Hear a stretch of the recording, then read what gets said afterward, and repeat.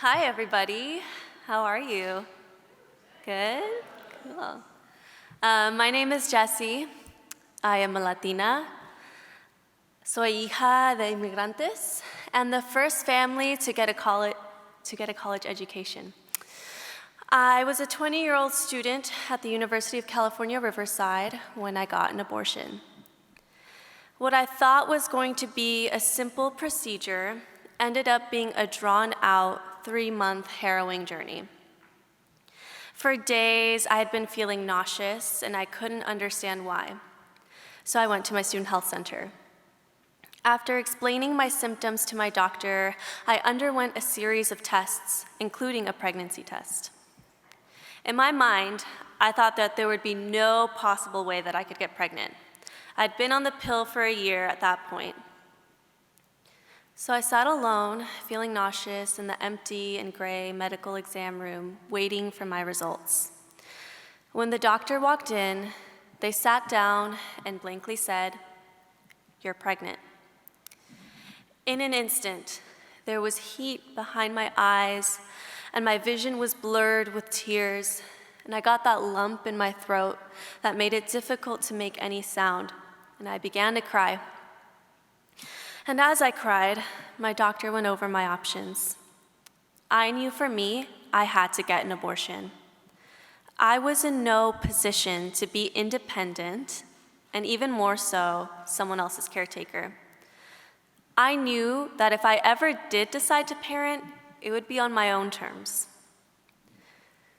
My doctor looked disappointed, but set up an appointment with an OBGYN anyway. That was just so I could get my referrals. After getting my referrals, I told my then partner about my situation.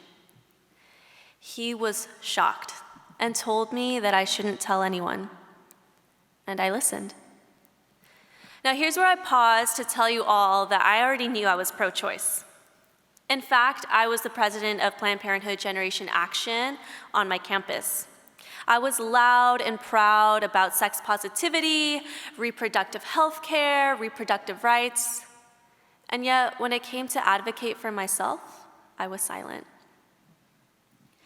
My then partner worried that if I told people, that people would think of him and think of us differently. So I began to wonder, how would they think of us, of him, of me?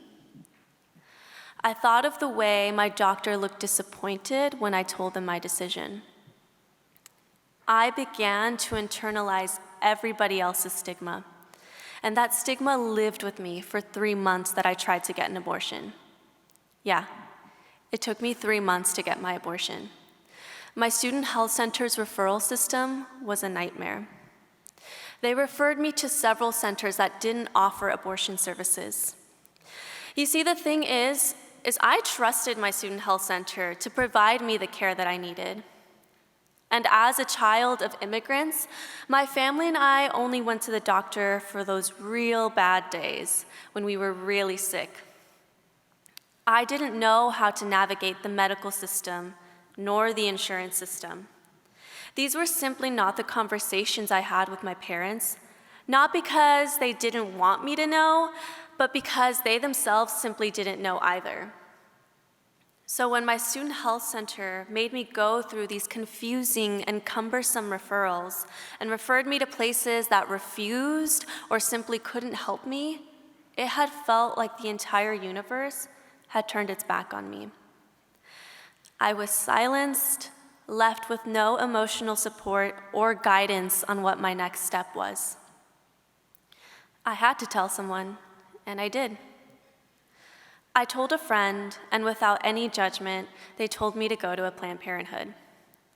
It was at a Planned Parenthood that I finally got control over my body again, gained control over my life decisions, and got my damn life back. Yeah.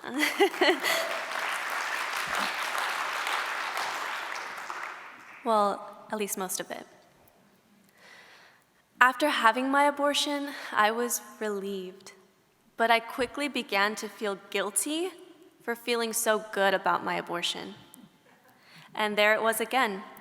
That stigma I had begun to internalize, that had learned to stick to my insides like tar. In the 3 months I had waited, it learned to take a life of its own.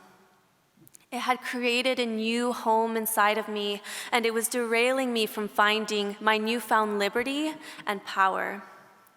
It reminded me of why I was silent, of all the different ways I was denied care. It had to have been for a reason, right? The reason is that other people's perceptions and opinions disempowered me from making my decision. From the way my doctor looked at me, from my partner making me feel ashamed, and that abortion was this dirty thing I had to keep a secret.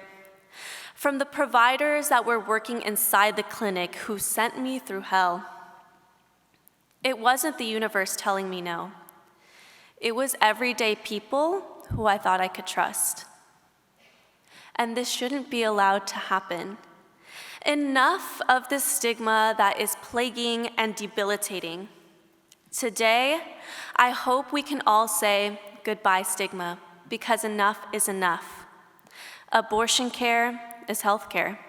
Thank you all.